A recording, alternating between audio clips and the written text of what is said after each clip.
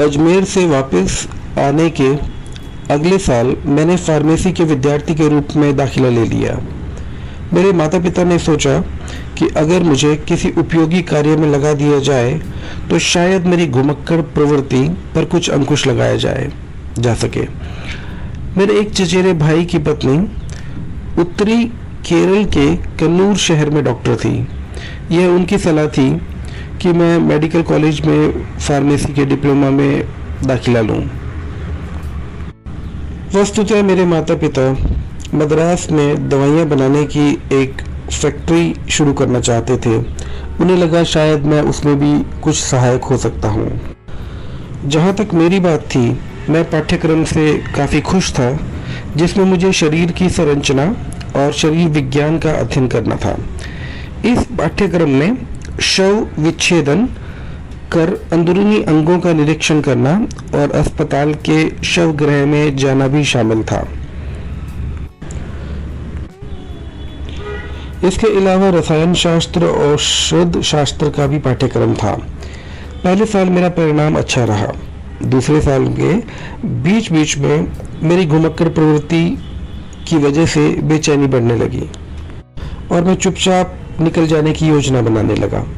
एक रात सपने में मैंने बाबा जी को गंगा के किनारे श्री रामकृष्ण परमहंस से वार्तालाप करते देखा। मैं इसे इशारा समझकर सुबह बिना किसी को बताए वहां से चला गया। किसी अज्ञात कारणवश चेन्नई पहुंचने के बाद मैंने बम्बई की रेलगाड़ी पकड़ ली, पर तभी मुझे एहसास हुआ कि मेरे पास बम्बई से कलकत्ता जाने के लिए पर्याप्त टिकट के पैसे भी नहीं हैं, जहां रामकृष्ण मिशन का मुख्यालय स्थित है। एक सहयात्री ने बताया कि मुंबई में खार में रामकृष्ण मिशन का एक सुंदर केंद्र था। उसने कहा कि वह खार में रहता था और अगर मैं चाहूँ तो वह वहाँ पर मुझे छोड़ सकता है। मैंने हाँ में सहमति दी और दोपहर बाद ही मैं उसके साथ खार के रामकृष्ण मिशन में पहुंच चुका था। मुझे वास्तव में लगा कि बंबई के शोर शराबे में वह एक शांति का स्थान है। सबसे पहले मैं श्री रामकृष्ण के अत्यंत उत्कृष्ट मंदिर में गया और वहां कुछ देर ध्यान में बैठा रहा। मेरे अनुरोध करने पर मुझे केंद्र के अध्यक्ष स्वामी हिरण्यानंद से मिलने का समय दे दिया गया। वे श्री रामकृष्ण के सीधे शिष्य महापुरुष महाराज के शिष्य थे। उन्होंने मेरी बात सुनी और मुझे ब्रह्मचारी के रूप में लेने को राजी हो गए, लेकिन उनका मानना था कि कई कारणों से मेरे मुसलमानी नाम को गुप्त रखना ही उचित था। उन्होंने मेरा नाम शिव प्रसाद रख दिया। उस दिन से 1.5 साल तक मैं ब्रह्मचारी शिव प्रसाद था। जगत प्रसिद्ध स्वामी विवेकानंद द्वारा स्थापित रामकृष्ण मिशन का यह विश्वास है कि मानवता की सेवा ही भगवान की पूजा की उत्तम विधि है। कुछ अन्य आश्रमों में मैंने देखा कि आश्रमवासी अध्ययन करते, भोजन करते, सोते और साधारणतः किसी सामाजिक क्रियाकलाप में भाग नहीं लेते थे।